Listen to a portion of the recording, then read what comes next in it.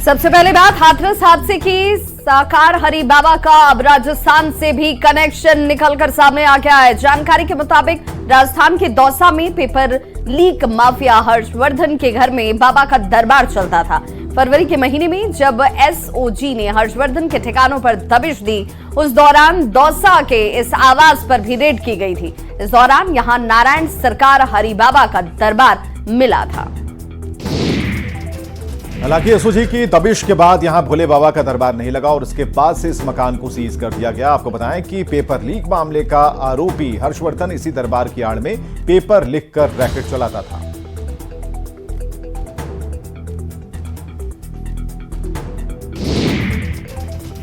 तो हाथरस हादसे में मरने वाले लोगों की पोस्टमार्टम रिपोर्ट सामने आ गई है। इस पोस्टमार्टम रिपोर्ट से बड़ा पर्दाफाश हुआ है। पोस्टमार्टम रिपोर्ट में ज्यादातर लोगों की मौत की वजह दम घुटना बताया गया है। वहीं अधिक दबाव की वजह से सीने की पसली टूटने से भी मौत की बात सामने आई है। 2 जुलाई को हाथरस में बाबा सूरजपाल के सत्संग में हुई भगदड़ में 121 लोगों की मौत हो गई थी और इस हादसे के बाद से ही बाबा गायब है।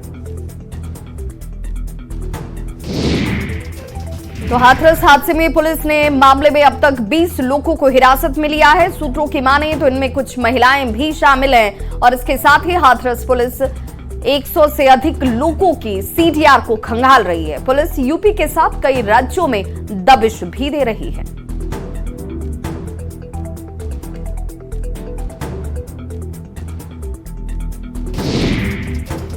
हादसे के बाद से सूरजपाल फरार है, उसकी तलाश तेज है। यूपी के जिन शहरों में बाबा सूरजपाल के आश्रम है, वहां पुलिस सर्च ऑपरेशन चला रही है। मैनपुरी में भी देर रात पुलिस की टीम पहुंची, आश्रम में सर्च ऑपरेशन चलाया।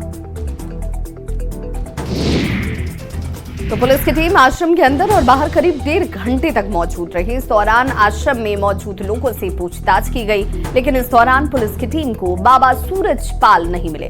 1.5 घंटे तक चले सर्च ऑपरेशन के बाद पुलिस की टीम वहां से लौट आई। हाथरस हादसे को देखते हुए मथुरा में जिला प्रशासन अलर्ट है। प्रशासन ने बांके बिहारी मंदिर में सेवायतों के साथ बैठक की और इस बैठक में दर्शन पूजन की मौजूदा व्यवस्था में कुछ बदलावों को लेकर सहमति बनी।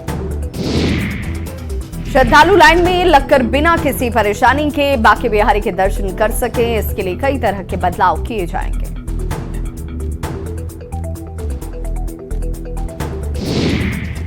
हादसे के बाद मथुरा में प्रेमानंद महाराज ने बड़ा फैसला लिया है। प्रेमानंद महाराज ने मथुरा में अपनी रात की पदयात्रा को अनिश्चितकाल तक के लिए बंद कर दिया है। इस बारे में लेटर जारी कर अपने भक्तों को इसकी सूचना दी है।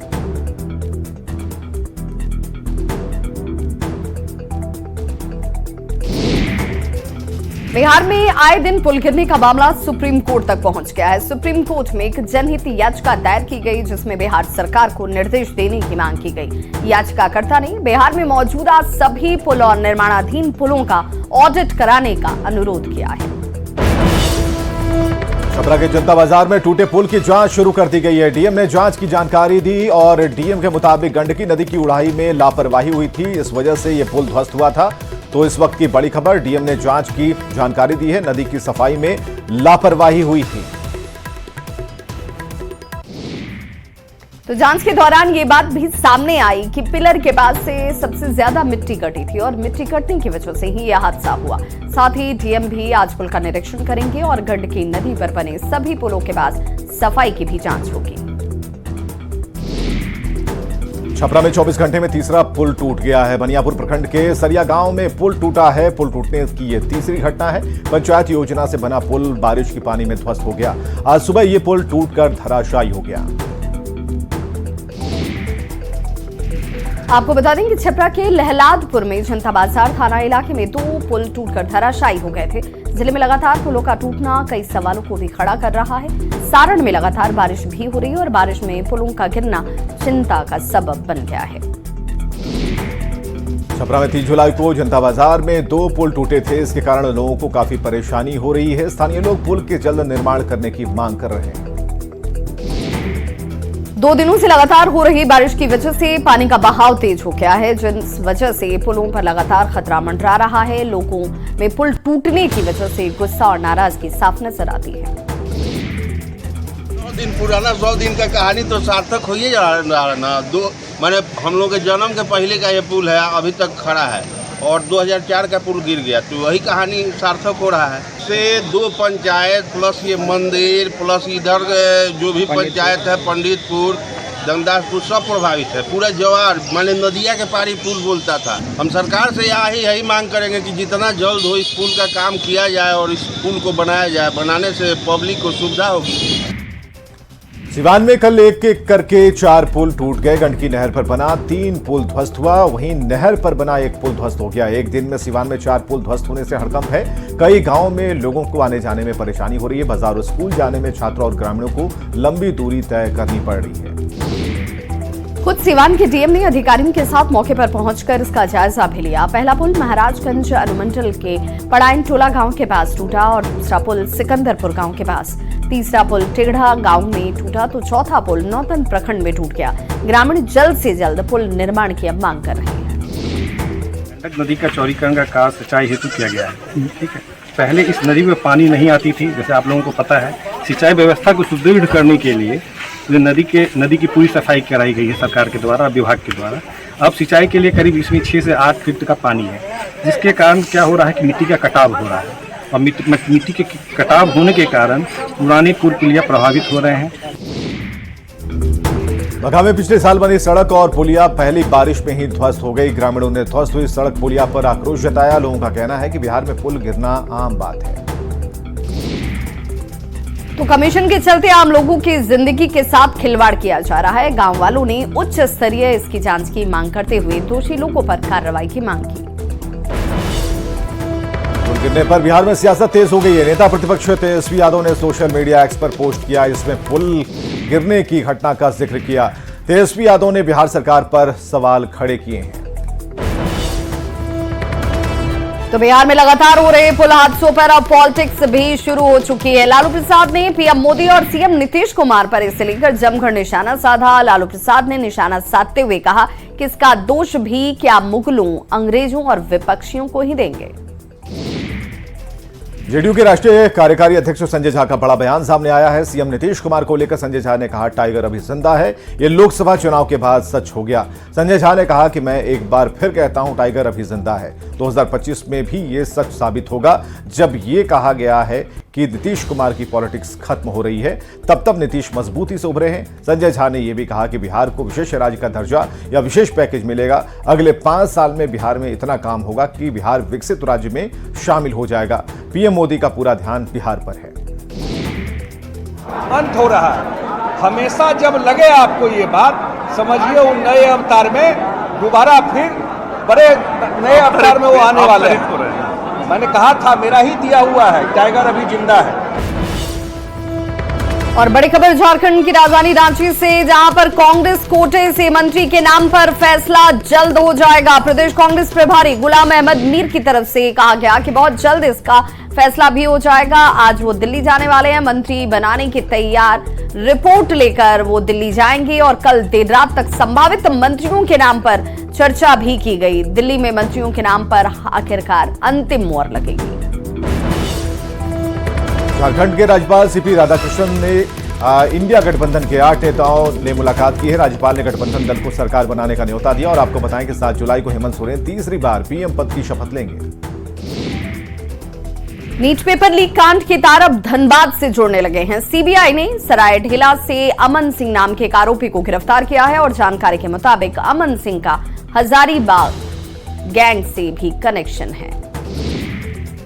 हालांकि अमन सिंह का सहयोगी बंटी अभी भी फरार है। बताएं कि बंटी गोविंदपुर का रहने वाला है। पुलिस ने बंटी की एसयूवी को जब्त किया है। इस मामले में झरिया के एक शख्स की भूमिका की जांच हो रही है।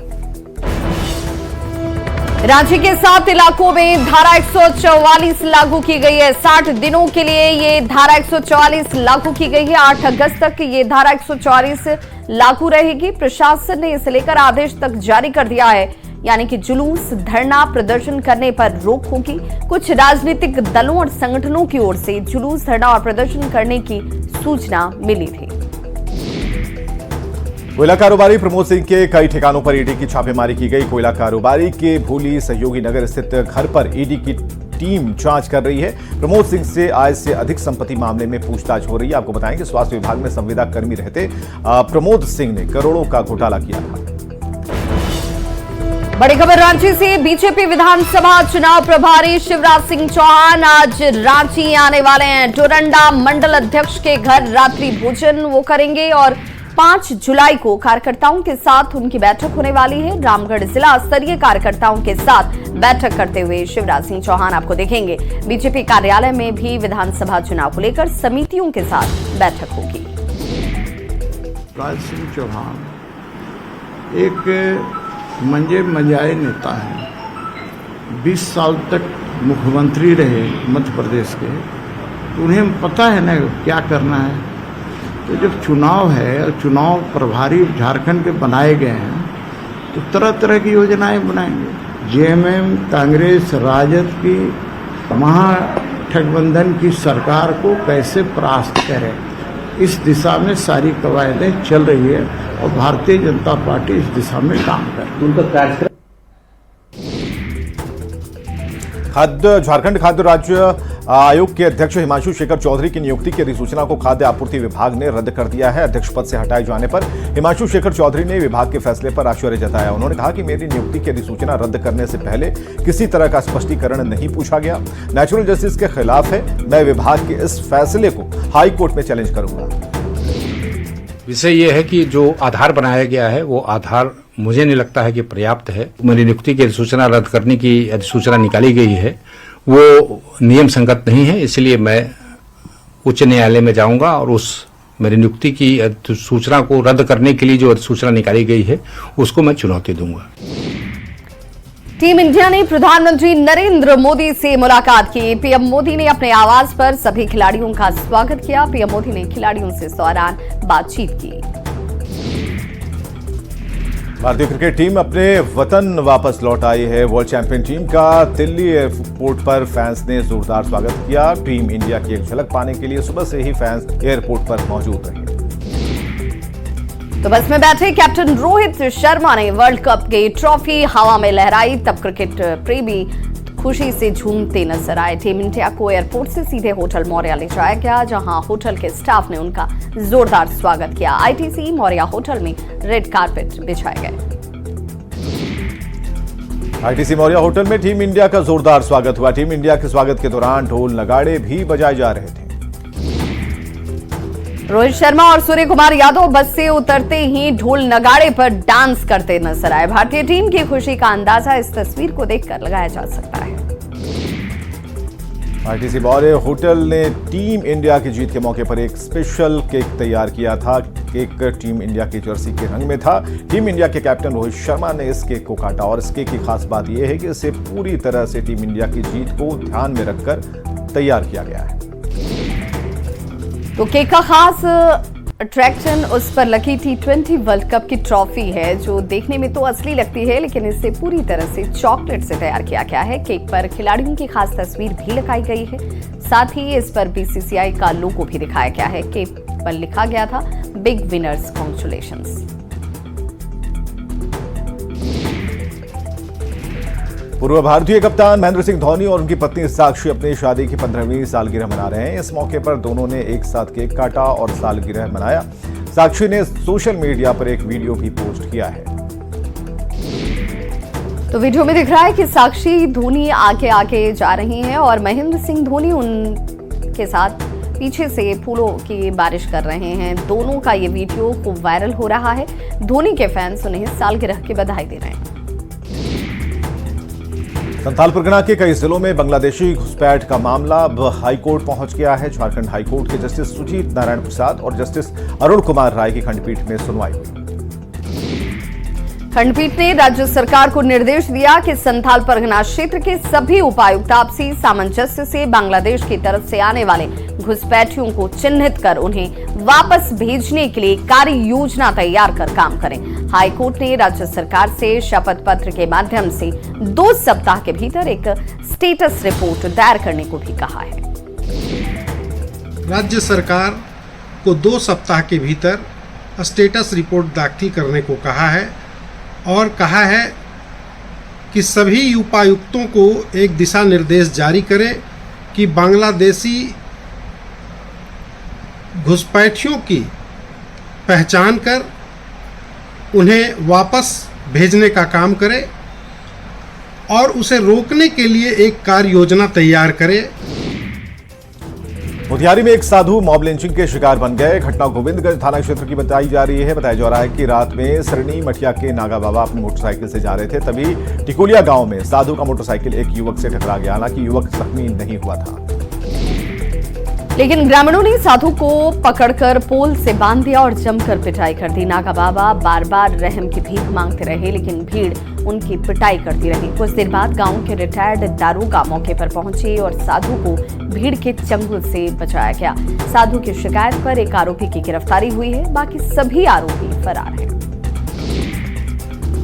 नवादा पुलिस ने 12 घंटे में 3 साल की बच्ची के साथ हुए दुष्कर्म का खुलासा किया है। पुलिस ने मामले में तुरंत कार्रवाई करते हुए आरोपी को गिरफ्तार किया। डीएसपी ने जानकारी देते हुए बताया कि बच्ची के साथ उनके फूफा ने दुष्कर्म किया। गिरफ्तार आरोपी ने अपना गुनाह कबूल कर लिया है। जानकारी के मुताबिक गांव वालों ने बच्ची को संदिग्ध हालत में देखा था, जिसके बाद उसे अस्पताल में भर्ती कराया गया और पुलिस ने इस मामले में तुरंत कार्रवाई करते हुए आरोपी को 12 घंटे के अंदर गिरफ्तार कर लिया। हमारे पुलिस अधीक्षक महोदय द्वारा जो है कि त्वरित कार्रवाई करवाते हुए पुलिस उपाधीक्षक मुख्यालय एवं अनुमंडल पुलिस पदाधिकारी सदर 2 सुनील कुमार और एफएसएल टीम के रंजीत कुमार को तुरंत कहा और 12 घंटा के अंदर हम लोगों ने इस केस का डिटेक्ट कर लिया और जो अभियुक्त है उसकी गिरफ्तारी। धनबाद में पुलिस ने बड़ी कार्रवाई करते हुए लॉटरी का धंधा करने वाले गिरोह को दबोचा है। पुलिस ने सांवलापुर गांव में छापेमारी कर 2 आरोपी को गिरफ्तार किया। कार्रवाई के दौरान प्रकाश मंडल के घर से लॉटरी का टिकट प्रिंट करने वाला एक मशीन, लैपटॉप और कई सामान बरामद किए गए। पूरे मामले पर पुलिस का कहना है कि 6 लोगों के खिलाफ एफआईआर की गई है और बाकी आरोपियों की तलाश में पुलिस जुट गई है। करने के लिए हम लोग आगे इस केस पे अनुसंधान के तहत में जाएंगे। तो 6 लोग हैं, 6 लोग नामजद है और अन्य जो है उनका नाम पे हम लोग आगे ला रहे हैं। 2 गिरफ्तार है, उनको आज माननीय न्यायालय के सुपुर्द किया जा रहा है। उन्नाव में एक ट्रक सड़क किनारे झोपड़ी पर पलट गया। इस हादसे में 3 लोगों की मौत हो गई। ट्रक के नीचे दबकर झोपड़ी में मौजूद 3 लोगों की मौत हुई है। बताया जा रहा है कि ट्रक पर चावल की बोरी लदी थी। सूचना पर पहुंची पुलिस ने रेस्क्यू अभियान चलाया। तो घंटों के रेस्क्यू के बाद ट्रक को हटाया गया। बताया जा रहा है कि महिला झोपड़ी में मिठाई की दुकान चलाती थी। सीएम योगी ने उन्नाव हादसे पर दुख जाहिर किया। उन्होंने मृतकों के परिजनों को सांत्वना दी और घायलों के उचित इलाज के निर्देश दिए। बिहार में मिड डे मील की गुणवत्ता पर सवाल उठ रहे हैं। मुजफ्फरपुर में स्कूल में बच्चों के खाने में कीड़े मिलने की शिकायत सामने आई। बच्चों को सड़े और कीड़े लगे हुए चावल से बना खाना दिया जा रहा है। मुजफ्फरपुर के मीनापुर में उत्क्रमित मिडिल स्कूल धर्मपुर की न्यूज 18 की टीम ने पड़ताल की। स्कूल में किचन का इंतजाम भी नहीं था। बच्चे इधर उधर बैठकर खाना खा रहे थे। स्कूल के भंडार से चौंकाने वाली तस्वीरें सामने आई।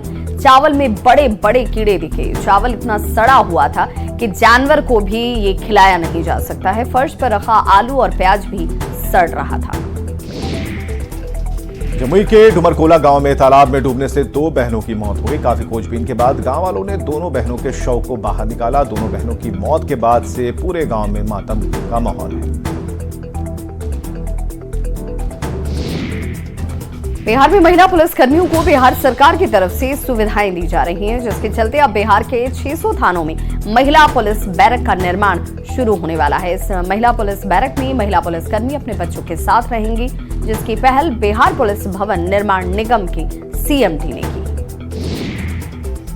खगड़िया में भारी बारिश के बाद सदर अस्पताल झील में तब्दील हो गया है। मुख्य गेट पर पानी जमा है। मरीज और उनके परिजन दोनों परेशान हैं। नवादा में हल्की बारिश से जगह जगह जल जमाव हो गए हैं। स्टेडियम में जल जमाव से खिलाड़ियों की परेशानी बढ़ी हुई है। स्टेडियम को संवारने के लिए लाखों रुपए खर्च किए गए, लेकिन जल जमाव की समस्या जस की तस बनी है। पटना के मसौढ़ी में बारिश के बाद भीमपुरा प्राइमरी स्कूल में पानी भर गया। बारिश में पहले छत से पानी टपकना शुरू हो गया, फिर स्कूल के कमरे में लबालब पानी भर गया। तो तस्वीर आपके सामने है, जहां छात्रों के बैठने वाली जगह पर हर तरफ जहां तक आपकी नजर जाएगी पानी ही पानी नजर आएगा। स्कूल में पानी जमा होने के बाद बच्चों को छुट्टी देकर उन्हें घर भेज दिया गया। साथ ही छत से टपकने की शिकायत बीईओ से की गई। फिलहाल स्कूल के ही स्टाफ पानी को निकालने में लगे हुए हैं। प्रखंड में पड़ता है, पटना जिला के अंतर्गत आता है और यहाँ बरसात के दिन में बहुत परेशानी होती है, बार बार यहाँ पानी आ जाती है।